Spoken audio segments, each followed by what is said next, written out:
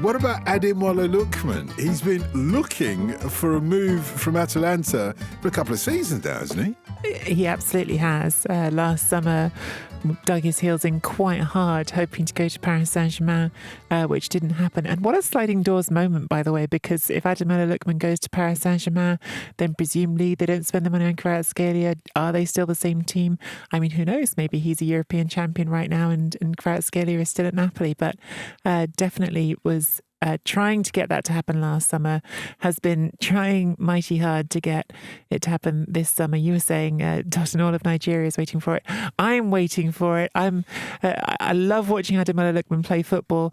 I'm getting a little bit tired of seeing him on the front page every day of Gazzetta dello Sport. quite like there to be room for some other stories sometimes. But yes, it's been a saga already this summer. He very much is ready to go.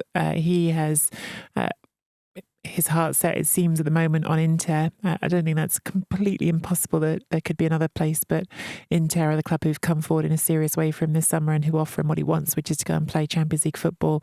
And well, he can play Champions League football at Atalanta, to be fair, but play it on a club that can aspire to win the whole thing, as they did reach the final last season. And the issue is just going to be the money. Inter have put an offer of around 40 million euros on the table. Atalanta don't really want to sell him to an Italian club, but they haven't got any other strong offers from overseas at the moment. And so they've turned around and said, well, we'll do it at 50 million euros. And that doesn't sound like a huge gap when we talk about these things in abstract, but it is, because Lookman is going to turn 28, I think, in October. This is a player for whom there is no likely financial return. You're going to spend this money and not get it back. And you really don't have Italian clubs very often throwing that sort of money around these days on players where they don't expect to be able to sell on for a more, or at least a similar fee in a few years. So it is a big gap still, that 10 million euros between them. But the will is there from 2 out of 3 parties to get it done. And the third party is, I suppose, going to be the one that defines this negotiation. How willing are Atalanta to dig in? Would they be willing to, I suppose, push this all away and get to the end of the transfer window and say, well, no, they didn't meet our offer and therefore you stay, given that he's got 2 years left now in his contract? It would certainly be a big gamble. You see, even though Nicky has explained the situation very, very eloquently, nevertheless, Andy, it shouldn't be this difficult, should it, for one of the best players in Serie A over the last couple of seasons to move, and yet it's proving difficult. Well, one of the best players in Europe, I would say, is in the top 20 in Europe over the last couple of years. I think sometimes there's a slight undervaluing of Serie A players, but, this is a guy who won the Europa League final, not on his own, but was the key player in doing that against an unbelievable Leverkusen team under Xabi Alonso, who could have got a treble. Let's remember that. Scored a hat-trick in the final, just remind ourselves, yeah. And then he went on to have an even better season last season, despite the fact that 2/3 of the way through it, he has a massive fallout with his coach, Gianpiero Gasperini. And he just brushes it off like it's nothing and carries on playing brilliantly. And I think when you look at the way that he's viewed in Premier League circles sometimes as a talent who maybe wasn't quite mentally robust enough to get it done at elite level, well, he's completely rubbished all that. So he's proven that he's legitimately one of the best players on the continent. But I think it goes back to what Nicky was saying there about the age. The age is the important thing there, because that should be prime. That shouldn't be like a question of too old. Like you said, it should be open and shut.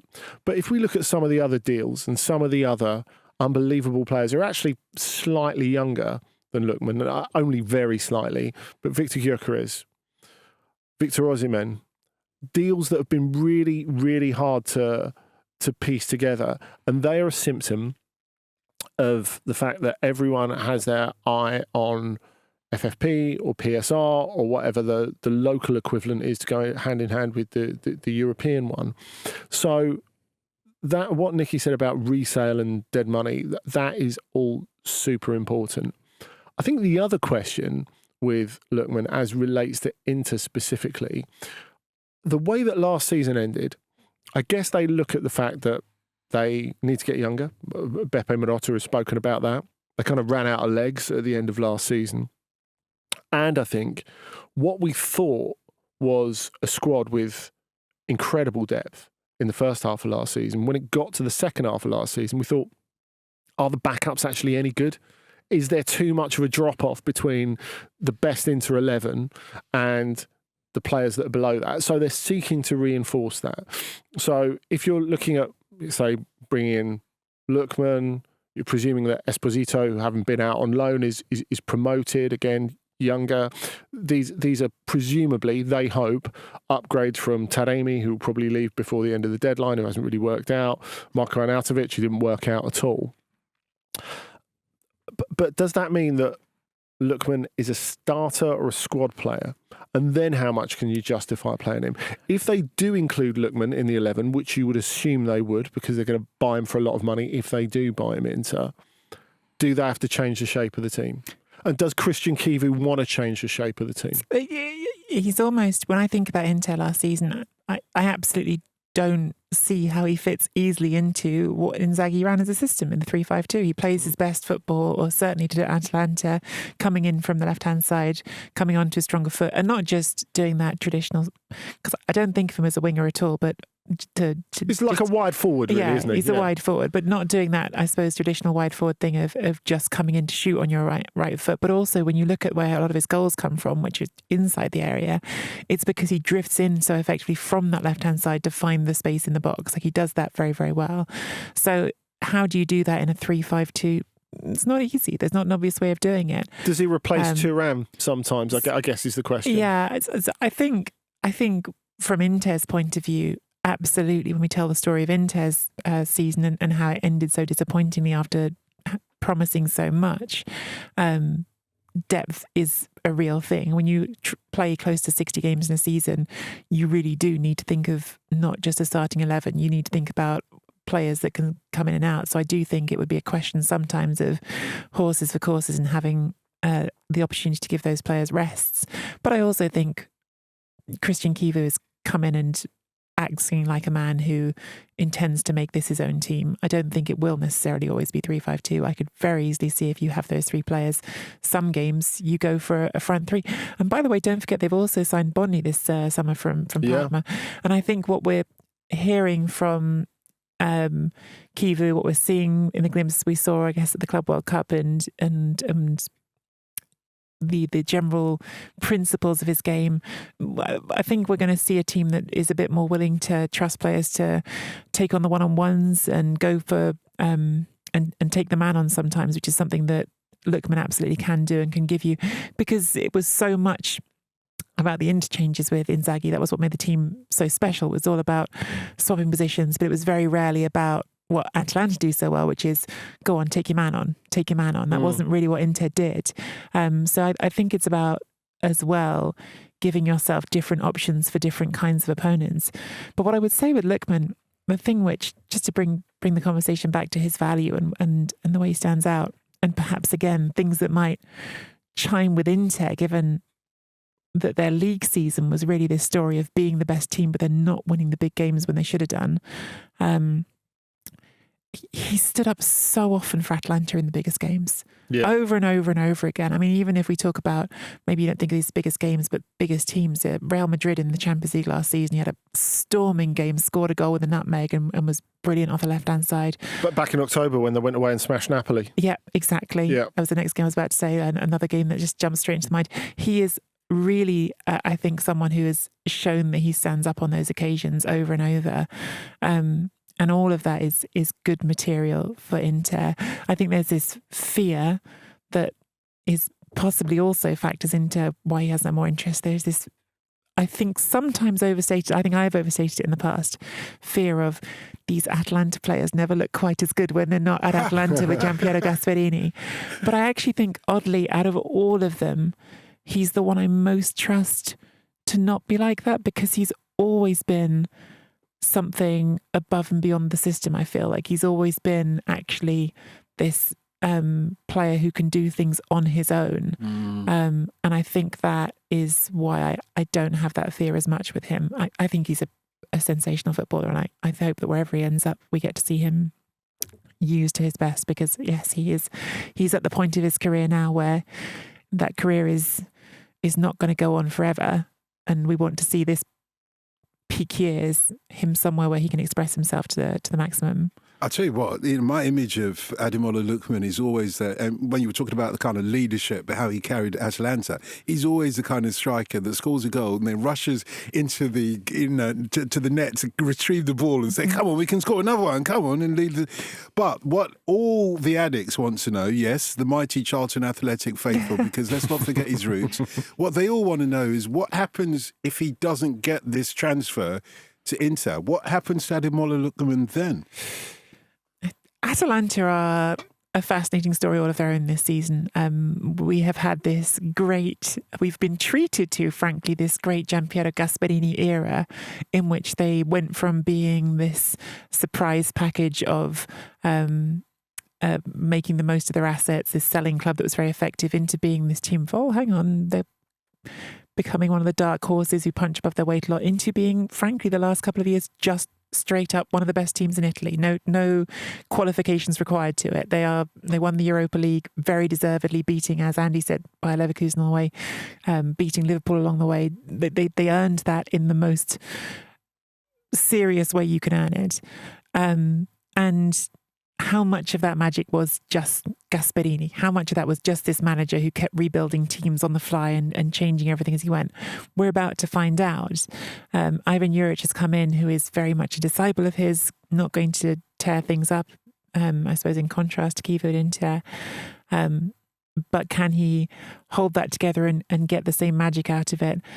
I'm sceptical. And so if Lookman was forced to stay there for another year, well, in terms of his professionalism, last season he was very clearly not happy to stay at the start of the season. He then had Gasperini absolutely flame him at times in public when he missed the penalty against Club Brugge, and Gasperini turns around and goes, oh, he's one of the worst penalty takers ever, he shouldn't be taking penalties.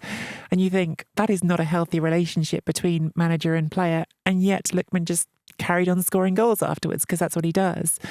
So his professionalism I don't doubt or question.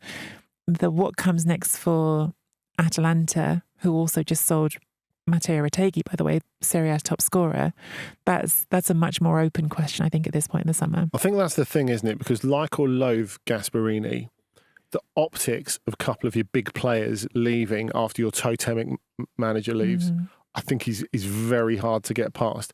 So Nicky and I were talking about it earlier, and she was saying to me, like, the fact is, it's early in the transfer window. They're always really busy. They made loads more transfers than you would have assumed that had made, partly due to injuries last summer.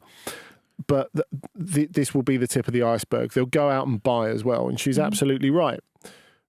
But after Gasperini's gone, and after Juric comes in, and look, there's a lot of logic behind it, as says. But again, the optics is come off the back of a very chastening last job in Serie A with Roma, and a very, very chastening last job in England with Southampton. So it's not an appointment that's going to make people say, wow. And then on top of that, Retegui goes, there's a great financial case for selling him. You know, they've made over three times what they paid for him by selling him after having a great season out of him. And, you know, I think as well, it's indicative that Gasperini didn't trust him to start a lot of the big matches. He brought him on later. So that could turn out to be a really good deal. But if you sell him and you sell Lookman before the end of July, it affects market confidence. Let's put it that way. Yeah. I mean, I want to... Well, I want to see how Juric will do. And I completely, again, as I alluded to, understand this idea of keeping some continuity in terms of the philosophy of the team, because I think philosophically we'll absolutely carry forward. the Gasperini project. But there is that feeling of, I don't know, I'm grabbing the table even saying it, like he's gone out and signed Sulemana from Southampton, who, look, when he went to Southampton was a player that everyone was very excited about, but he didn't have a good time there. And is this the signing that fills you with the confidence that things are going to go differently? But at the same time, I think it's also really easy to look at that Atalanta thing exactly as Andy's just outlined. Oh, you sold Lookman, you sold Retegui, what are you going to do? Well, first of all, Retegui was this extraordinary one season that wasn't really expected when they signed him as what felt like a bit of a panic purchase because Scamacca got injured. So maybe Scamacca comes back and resumes doing what he was doing before. And then if you look at it in those terms, actually, you've still got the same team mostly that challenged for the title last season, that has Scamacca back to fill the Retegui gap. You're only really looking at replacing one player. Now, unfortunately, for all the reasons I've just said, that's a very, very good player. But there's still a lot good at Atalanta. This is still the team that's got an absolute core of players who are brilliant. Ederson in midfield, Dotun, who's always punched above his weight there and done so well. Scamacca, who's been extremely effective up front for them. Charles de Ketelaere behind the attack. They're not short of good players. And it's always about the optics, isn't it? Like, what they need to do is do something to restore that market confidence that we talked about. So basically make a statement. That doesn't have to be going out and buying someone for a ton of money. But say, for example, as has been mentioned, if Lookman goes and they replace him with Federico Chiesa, you know, this is a guy who's had a couple of bad years, but is someone who is a great player and people know is a great player. It's injury that's put him back. Yes, it is. But immediately that restores some confidence because of the name. And you add that to, as Nicky says, Ederson, de Ketelaere, Scamacca, Scalvini, you know, that makes a difference. And you just have to say it's not falling to bits. And you need to say that not just to the rest of the world, you need to say that to the dressing room, because footballers are human. If all the best players in the dressing room are leaving, they start thinking, oh well, you know, maybe what am I staying here for? So because Ederson has a market too, right? That's the thing. The problem is, like, will more of them turn around and go, actually, I'm going to go this summer now? It's very easy for you start the summer, when you're a club of that size, you start the summer with this idea, you're going to sell 2 players and then you're going to reinvest the money or some of the money and you're going to balance the books and it's all going to be great. But then those 2 players leave, a third goes, and all of a sudden it becomes an exodus. That's the problem. And let's not forget, Ademola Lookman is also the current African Footballer of the Year. That's got to count for something, hasn't it? It's massive. It's massive. Unless they replace, if they sell him, and clearly they're going to do it on their own terms, and the amount of money that they've got for Retegui enables them to do it on their own terms. They don't have to give Inter any presents here. That they just need to get a replacement, and a replacement of substance quickly. And if they put that in place, then maybe they keep it together. I suppose there's just one other thing to say on that, which is just all of this in my head. It's already reminding me so much of Bologna a year ago, when Calafiori leaves and Xerxes leaves and Ferguson's injured and Thiago Motta goes, and you think there's no way. And they were good. They were great again this season. So only to say football sometimes completely, we think we know what's going on and we don't.